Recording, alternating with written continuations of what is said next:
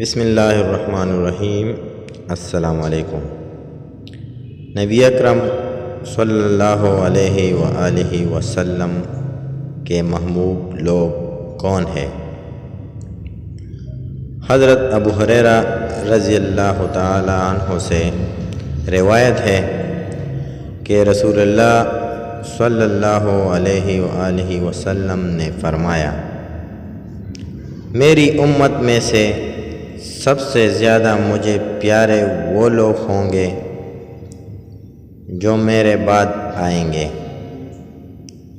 لیکن ان کی تمنا ہوگی کہ کاش کہ اپنے گھر والے اور مال کے بدلہ میں میرا دیدار کر لیں۔